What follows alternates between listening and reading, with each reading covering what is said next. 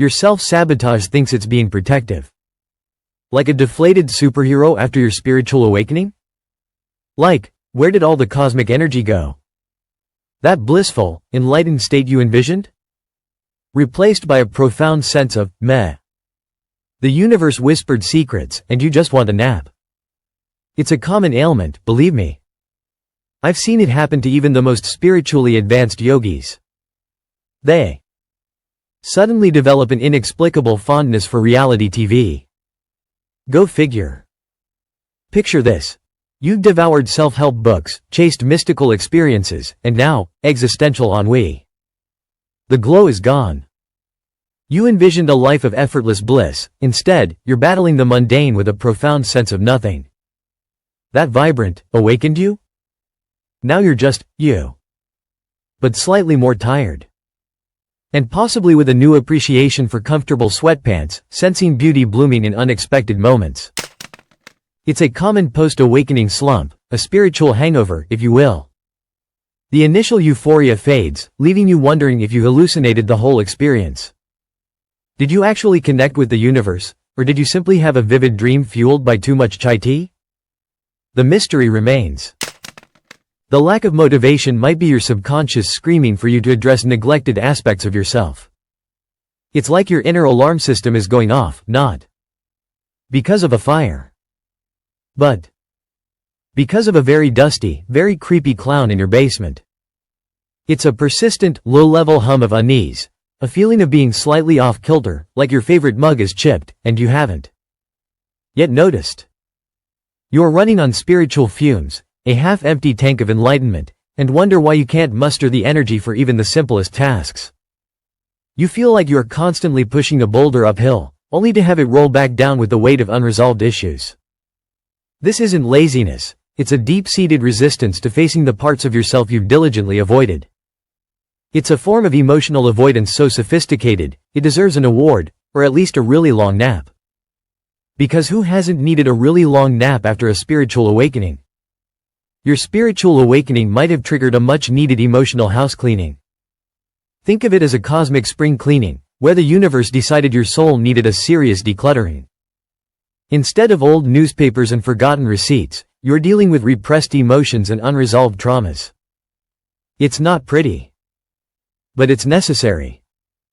It's the kind of cleaning that leaves you exhausted, but also strangely invigorated. You've finally purged the digital clutter from your mind, freeing up space for new, more positive energy to flow in. But first, you had to deal with that creepy clown in your basement. Seriously, someone needs to get that thing out. The path to sustained motivation after awakening isn't about escaping the shadow, but embracing it. It's not about becoming some perfectly polished, enlightened being. It's about becoming a more integrated being. Think of it as a tapestry, a beautiful, intricate design. But one made up of many different threads, some bright and vibrant, others dark and muted. The shadow isn't a flaw. It's a crucial part of the pattern, adding depth and complexity to the overall design. Ignoring it leaves you with a lopsided, incomplete picture. It's like trying to bake a cake without eggs. You might get something edible, but it certainly won't be the masterpiece you envisioned. This is where true growth happens, in the messy, uncomfortable work of self-acceptance. It's not a quick fix, a magic pill, or a weekend retreat. It's a long, sometimes arduous process of confronting your inner demons, not vanquishing them, but understanding them, learning from them, and ultimately, integrating them into your whole self. It's about learning to dance with the darkness, not running from it. Integrating your shadow self isn't always pretty. There will be moments of frustration, self-doubt, and times when you might want to give up and retreat to the comfortable, if slightly dusty, familiar. But it's in these moments of discomfort that real transformation occurs. It's like a caterpillar emerging from its chrysalis, messy, but breathtaking in its outcome. The journey is far more important than the destination. The goal isn't perfection, but wholeness. This integration process, however, doesn't need to be a solo mission. Sometimes we need help navigating the dusty corners of our inner world. A good therapist can be the perfect tool for this journey. They can help identify the sources of your struggles and provide the tools, and perhaps even the oil, to address them. You don't have to do it alone. And remember, even the most enlightened beings have off days. Even Buddha probably had days when he wanted to nap instead of meditating. It's okay to not be okay sometimes. Jung believed the shadow self isn't a monstrous entity lurking in the dark recesses of your mind. It's more like a neglected garden shed filled with forgotten treasures and rusty tools. Sometimes those tools are quite useful, and the treasures, well, they might be surprisingly valuable. Ignoring it doesn't make it disappear. It simply means you're missing out on potentially awesome resources. Think of it this way: your spiritual awakening was like discovering a hidden key to a magnificent, sun-drenched attic in your consciousness. But that doesn't mean the rest of your house is magically transformed. The basement still needs cleaning, the plumbing might need fixing, and that weird smell in the kitchen? That definitely needs addressing. The shadow self represents all those neglected areas, the parts of yourself you haven't fully integrated. This isn't to say that spiritual awakenings are pointless, they're incredibly valuable. They're like getting a new set of blueprints for your life, revealing possibilities you never knew existed. But those blueprints are useless if you don't put in the work to actually build the house. The shadow self is the foundation upon which you build your new, enlightened self. Ignoring it is like building a house on quicksand. It's not a recipe for disaster, it's just inconvenient. And possibly a little damp. And maybe with some creepy crawlies. Imagine your soul as a house. The awakening is like renovating the upstairs, revealing beautiful, sunlit rooms. But the basement? That's the shadow self, filled with cobwebs, forgotten toys, and maybe a creepy clown. This shadow isn't inherently evil, it's just the unprocessed baggage we've been diligently avoiding. And now, it's staging a dramatic, albeit slightly dusty, comeback. Facing this shadow isn't about eradicating it, but integrating it, making peace with the messy parts of yourself. It's about acknowledging the darkness, not banishing it. Think of it like composting. You don't throw away unwanted kitchen scraps, you transform them into something useful. Your shadow self, similarly, holds valuable nutrients for your growth, if you know how to work with it. This process isn't always pretty. But it's undeniably vital for genuine, lasting transformation. Ignoring the basement only leads to dampness, mold, and possibly a haunting. And who needs that? Not even a fully enlightened guru, I bet. They probably have a really good dehumidifier. Though. The shadow is the unresolved trauma, the suppressed emotions, the parts of you you'd rather not acknowledge. It's the stuff you shove in the back of the closet, hoping it will magically disappear. But like that one pair of shoes you keep meaning to donate, it just keeps reappearing, taking up valuable mental real estate. Ignoring it doesn't make it disappear, it just festers in the dark, sapping your energy, leaving you feeling depleted and unmotivated, like a deflated bouncy castle after a particularly rambunctious children's party. Think of it like this: you've spent years meticulously cultivating a beautiful garden, but neglected the compost heap. Eventually, that neglected pile will start to stink, affecting the entire garden's health. Your shadow self is that compost heap. It needs attention, not avoidance. Addressing it isn't about getting rid of the bad parts, but about transforming them into something nourishing.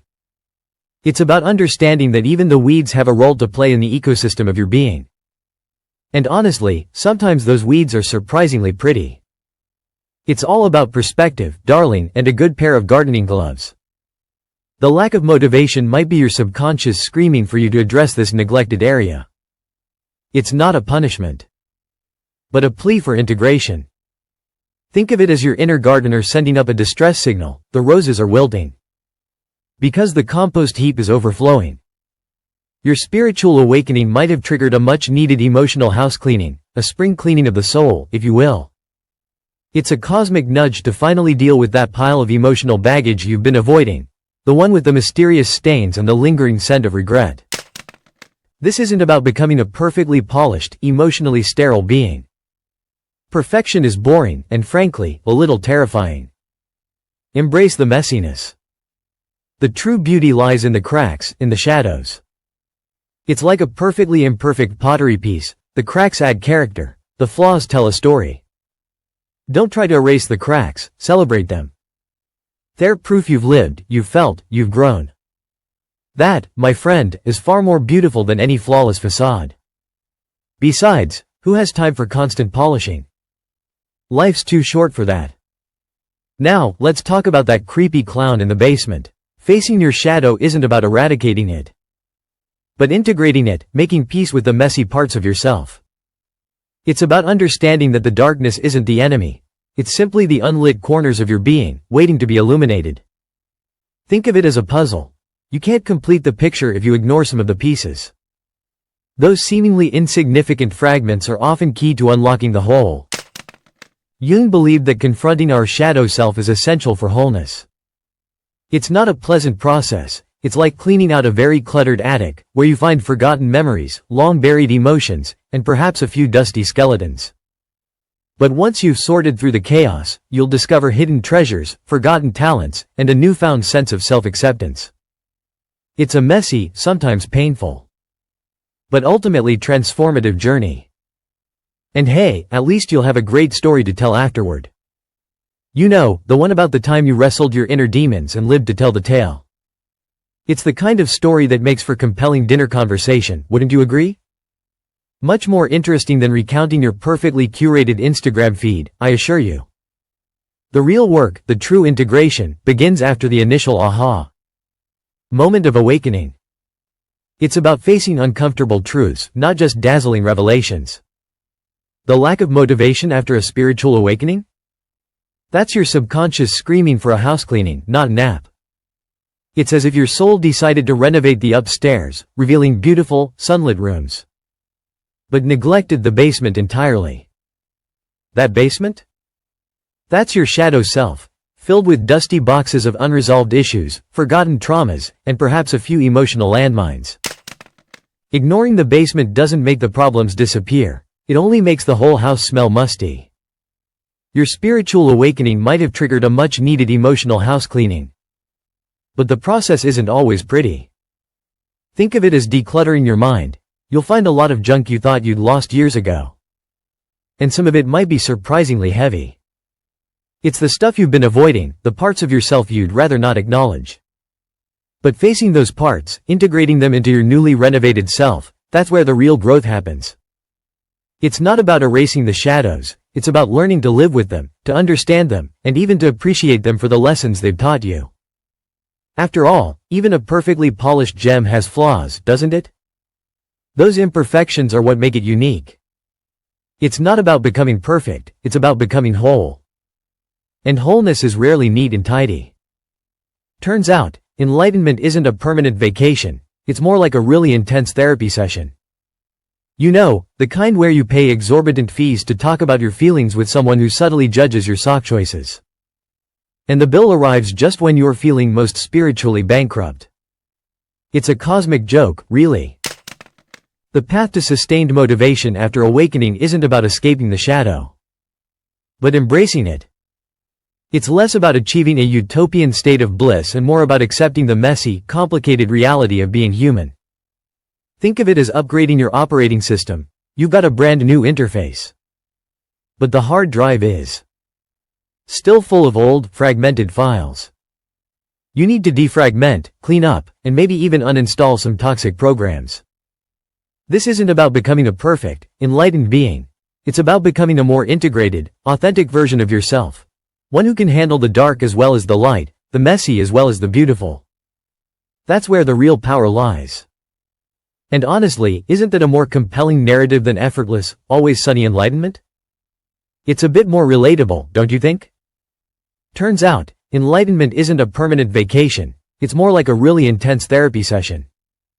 It's the kind where you spend a fortune unpacking your emotional baggage, only to discover that half of it is filled with regrettable impulse purchases from Etsy. And the therapist? They just nod sagely, occasionally throwing in a hymn that costs you another $150. Talk about a cosmic punchline. The path to sustained motivation after awakening isn't about escaping the shadow, but about making peace with it. It's less about achieving some mythical state of effortless bliss and more about accepting the beautiful messiness of being human. Think of it like this. You've upgraded your phone to the latest model, sleek and shiny. But your contacts are still a chaotic jumble of numbers and nicknames from 2007. You had to go through those contacts, delete the outdated ones, and reorganize the rest. That's the shadow work. It's not about becoming a perfect, enlightened being. It's about becoming a more integrated, authentic version of yourself. Someone who can dance with the darkness as gracefully as they embrace the light. That's where true power resides. And honestly, isn't that a far more interesting journey than some perpetually sunny utopia? It's certainly more realistic, wouldn't you agree? It's about accepting that even the most dazzling supernova eventually burns out, leaving behind a beautiful, albeit slightly messy, nebula. The real magic is in the transformation, the process, the journey from chaotic jumble to breathtaking cosmic masterpiece. And yes, that journey might involve a few existential crises and a lot of therapy. But hey, at least the therapist will have some great material for their next book.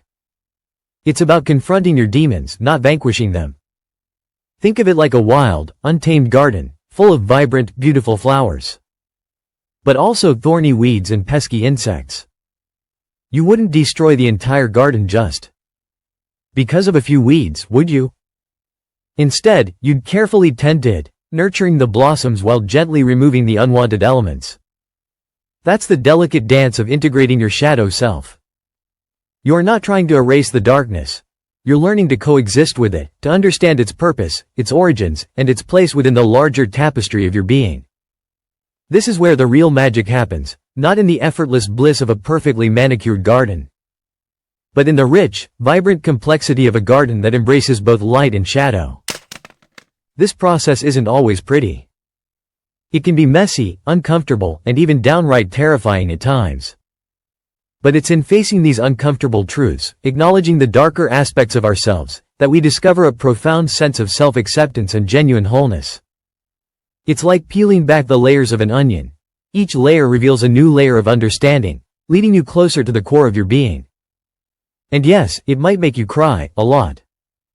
But trust me, the tears are worth it.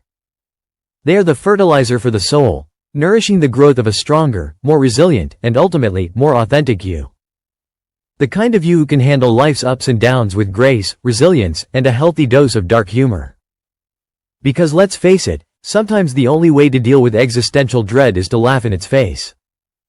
And maybe have some ice cream. Lots of ice cream. This process of integrating the shadow self isn't a sprint. It's a marathon, a winding road with unexpected detours and breathtaking vistas. Sometimes you'll feel like you're scaling Mount Everest in flip-flops.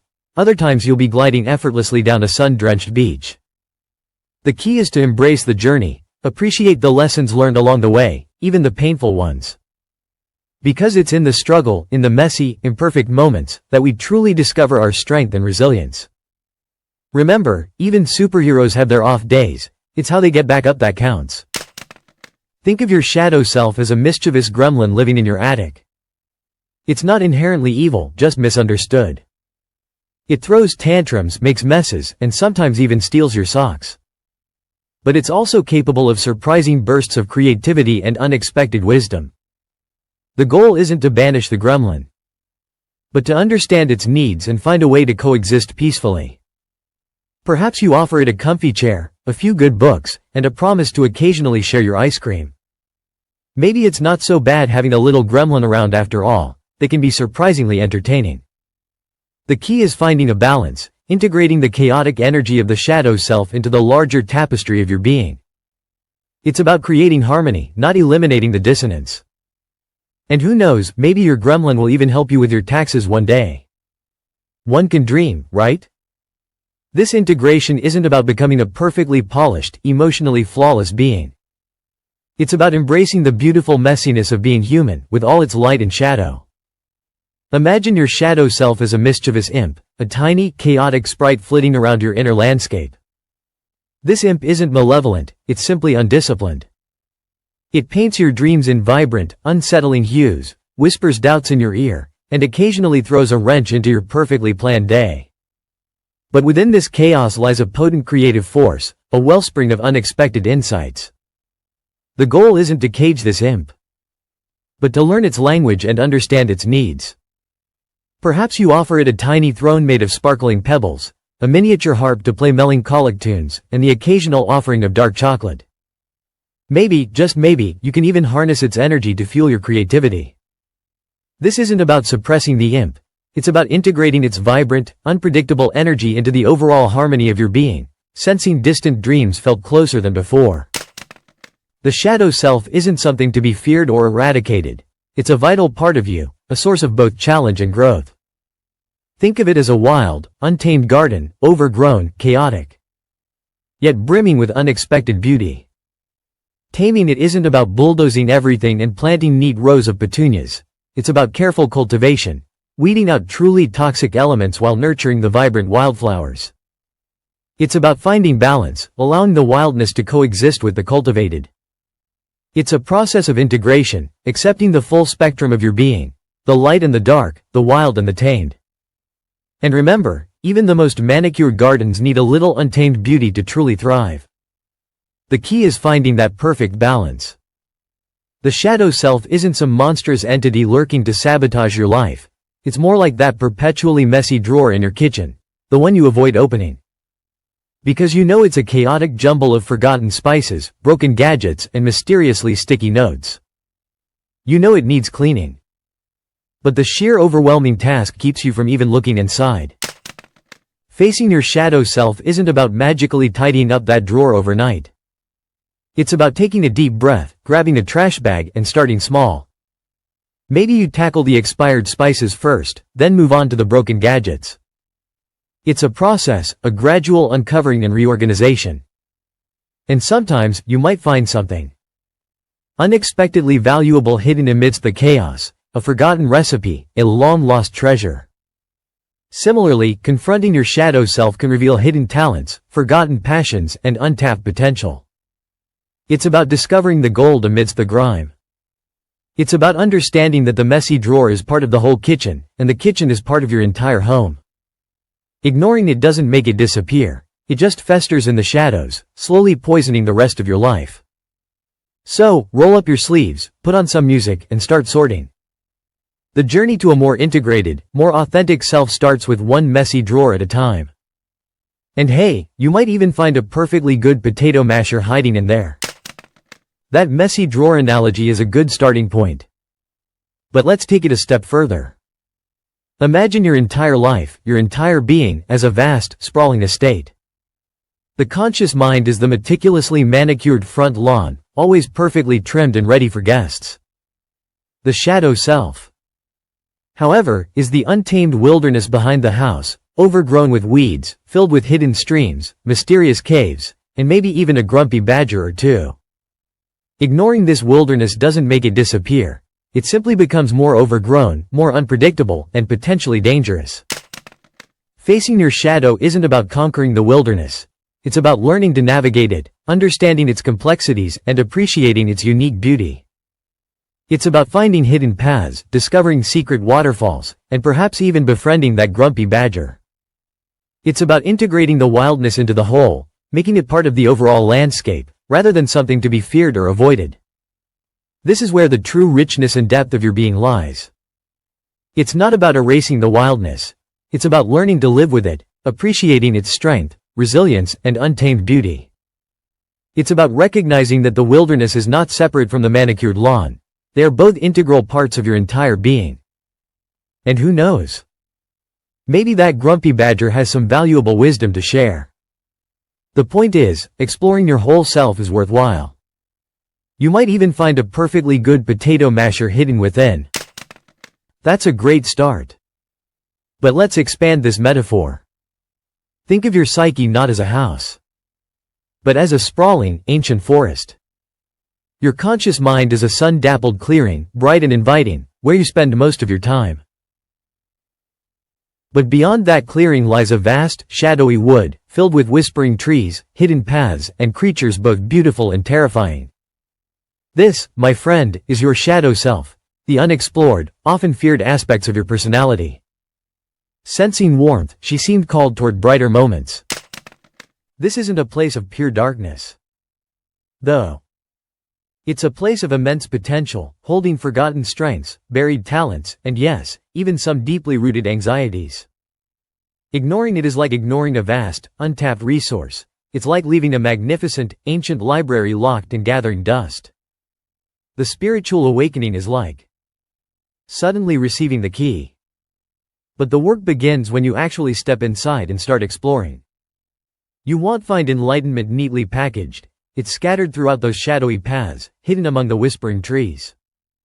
The journey isn't about conquering the darkness, it's about understanding it, integrating it, and making peace with all parts of yourself, both light and shadow. And who knows what treasures you'll discover along the way. Maybe even a perfectly preserved ancient scroll of self-acceptance. The adventure awaits. That lack of motivation after your significant spiritual breakthrough? It's not laziness, it's your subconscious staging a dramatic intervention. It's saying, hey, you've dealt with the sparkly stuff. Now let's tackle the emotional baggage you've been ignoring like a particularly stubborn credit card bill. Think of it as your inner self screaming, clean your metaphorical closet already. This isn't about failure, it's about a crucial next step. The initial awakening often feels like reaching the summit of a mountain, only to realize there's a whole other range of peaks to climb. The first peak was about seeing the light, the next is about integrating the shadows.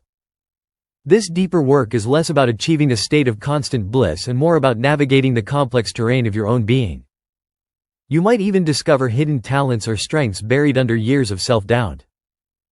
Discovering a hidden talent for interpretive dance while sorting through old photo albums is much like this. You never knew it existed. But suddenly, there it is, a surprising, unexpected, and perhaps slightly embarrassing, yet undeniably authentic part of yourself. This process of self-discovery is messy and sometimes uncomfortable, but ultimately incredibly rewarding. The inward journey is rarely straightforward, it's a winding path full of unexpected twists and turns. But the destination, a more complete, integrated self, is worth the effort. And, hey, at least you'll have some great stories to tell. That's precisely it. This post-awakening slump isn't a sign of failure, it's a sign of growth. Your subconscious, cleverly disguised as a sloth, is actually a highly efficient project manager, prioritizing the next phase of your emotional development. It's reminding you that true transformation isn't a one-time event, it's a continuous process of integration and refinement. Think of it this way, you've upgraded your operating system, but haven't yet cleaned up the old files. Those files, suppressed emotions, unresolved traumas, and ingrained negative beliefs, are slowing your system down, causing glitches, and making smooth operation difficult. The initial awakening is like the installation. But the real work lies in optimizing the system by addressing those old files. You're not broken, you're simply in the process of becoming a more efficient, more integrated, and ultimately, a more powerful version of yourself. This secondary insight is key. Motivation will return. But only after you've addressed the underlying issues. It's not about forcing yourself to feel a certain way, it's about understanding the process and allowing yourself time and space to heal. It's about acknowledging the messy parts, embracing imperfections, and finding beauty in the chaos. And who knows, maybe you'll discover a hidden talent for pottery along the way. This isn't about magically erasing the darkness, it's about bringing it into the light, integrating it into the tapestry of your being. It's about understanding that the shadow isn't something to be feared, but something to be understood, accepted, and ultimately, loved. After all, even the most radiant sun casts shadows. The journey isn't always easy, there will be moments of doubt, moments of frustration, and moments when you question everything. But remember this, the discomfort you feel is a sign that you are growing, expanding, and becoming more fully yourself. It's the friction of transformation, the resistance that fuels the forward momentum. Embrace the process, allow yourself to feel what you feel, and trust that you are exactly where you need to be. The path to sustained motivation after awakening isn't a straight line, it's a winding road, full of unexpected turns and breathtaking views. The view from the summit is worth every step of the climb. You aren't avoiding people, you're practicing advanced emotional scheduling. That's a skill, isn't it? A highly specialized skill in the art of self-preservation. Picture this. You've conquered your fear of public speaking, learned to meditate like a monk, and yet you're still battling the Monday morning blues with the ferocity of a caffeinated badger. The spiritual glow has faded, replaced by a persistent, low hum of meh. Carl Jung, that mischievous old Swiss psychologist, foresaw this. He understood that spiritual awakenings aren't just blissful breakthroughs, they're also major excavations. Think of it as unearthing a buried treasure chest, only to discover it's full of your childhood trauma and a half-eaten bag of potato chips. The shadow self, as Jung called it, isn't some malevolent entity. It's the unprocessed baggage we've diligently avoided. It's the stuff we shove in the attic of our minds, hoping it will magically disappear. Spoiler alert, it won't. It will just throw temper tantrums in the form of procrastination, anxiety, and a sudden, inexplicable craving for chocolate cake at 3 a.m. It's like your soul is a house. The awakening is renovating the upstairs, fresh paint, new windows, the whole shebang. But the basement? That's where the shadow self lurks. Dust bunnies, forgotten dreams, and the occasional rogue sock monster. Ignoring it won't make it go away. It will just start a mold infestation of self-doubt. The lack of motivation? That's your subconscious screaming, hey, clean up this mess. Your spiritual awakening might have triggered a much-needed emotional spring cleaning. The real work begins now. It's about integrating the shadow, not eradicating it.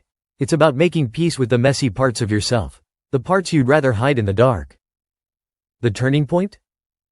Realizing the shadow isn't your enemy, but a misunderstood roommate.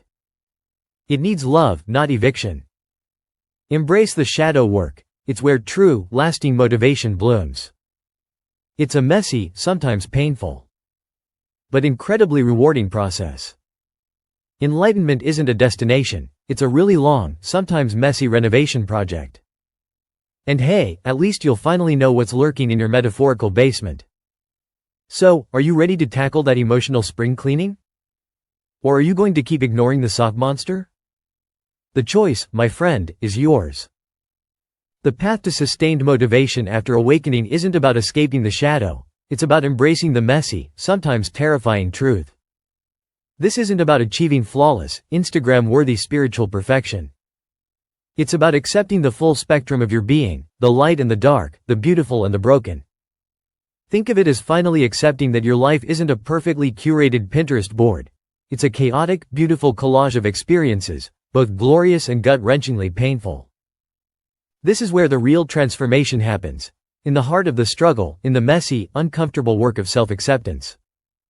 It's about confronting your demons, not vanquishing them. It's about learning to dance with your inner darkness instead of trying to banish it. Realizing that the shadow isn't your enemy, but a part of you that needs healing and understanding, can be profoundly liberating. It's like finally understanding that an annoying squeak in your floorboards isn't a malevolent spirit, just a loose floorboard that needs tightening. The solution is simple once you understand the problem. The journey isn't about becoming a perfect, enlightened being, it's about becoming a more whole, integrated one. It's about accepting the full complexity of your human experience, with all its joys and sorrows, triumphs and failures. It's about recognizing that even the dark parts of yourself are valuable pieces of the puzzle, contributing to the rich tapestry of who you are. And that, my friend, is where true, lasting motivation is found, not in escaping the shadow, but in integrating it. Enlightenment isn't the end of the story. It's the beginning of a really long, and sometimes messy, cleanup. Think of it as finally moving out of your childhood home. You got the sparkling new apartment. But there's still a mountain of unpacked boxes from your emotionally cluttered past. You've had your spiritual awakening, your aha moment. But now you face the daunting task of unpacking your emotional baggage. The shadow self isn't some malevolent entity. It's simply the unprocessed parts of yourself that you've diligently avoided. It's a collection of forgotten toys and dusty memories tucked away in the attic of your mind. Ignoring it won't make it go away. It will just keep whispering in the shadows, sapping your energy and motivation. Facing it, however, is where the real work, and the real reward, lies. It's about integrating those parts of yourself, making peace with the messy bits, and understanding that even the shadows contribute to the richness of your whole self. It's not about erasing the darkness, but about learning to live with it, understand it, and use its lessons to create a brighter future. It's about accepting that you are not a perfectly polished gemstone, but a beautiful, flawed, and wonderfully human work of art. And that is something to be celebrated, not hidden away. So, what's lurking in your spiritual basement? Let's explore it, responsibly, and perhaps with a therapist. Because let's be honest, sometimes facing your inner demons requires more than a good cup of chamomile tea and a guided meditation. It might require professional help, and that's okay. Think of it this way. You wouldn't try to fix a broken engine without a mechanic, would you? Your psyche is far more complex than any car engine and deserves the same level of care and expertise. Therapy isn't a sign of weakness. It's a sign that you're brave enough to confront your challenges head-on, to delve into the depths of your being, and emerge stronger and more self-aware. It's an act of self-compassion, not self-indulgence. And hey, maybe your therapist will have some killer shadow self-integration techniques you can use. Maybe journaling will help, too, or spending time in nature, or just giving yourself permission to feel whatever you're feeling without judgment. The point is, there's no one-size-fits-all solution. The journey of self-discovery is personal, and it's okay to ask for help along the way. It's not about achieving some perfect, enlightened state. It's about embracing the messy, beautiful, and utterly human journey of becoming. So, are you ready to start unpacking? The path to sustained motivation after awakening isn't a sprint. It's a marathon with unexpected detours and scenic overlooks you never anticipated. You might find yourself unexpectedly drawn to activities that once bored you, or repulsed by things you previously loved. This isn't a sign of failure, but a sign of shifting priorities. Your subconscious is rearranging the furniture of your soul, and that takes time. Sensing higher perspectives seemed within reach. Remember that spiritual awakening isn't a destination. It's a process, a continuous unfolding, a gradual shedding of old skins, a constant negotiation between light and shadow. Think of it as composting. You must let things rot and decompose before new life can spring forth. The discomfort you're feeling might just be the rich soil of your transformation. It's perfectly normal to feel lost or unmotivated at times. The initial burst of energy often subsides as the deeper work begins. This isn't a sign of failure. It's a sign that you're beginning the real work, the work of integration, the work of understanding, the work of becoming. This integration isn't about suppressing or ignoring the shadows. It's about understanding, accepting, and integrating them into your whole self. Embrace the messy parts, the uncomfortable feelings, the parts of you that you'd rather not acknowledge. They are all part of the beautiful, complex tapestry that is you. And that tapestry, my friend, is far more interesting than any perfectly polished gemstone. It's a vibrant, living thing, constantly evolving and changing.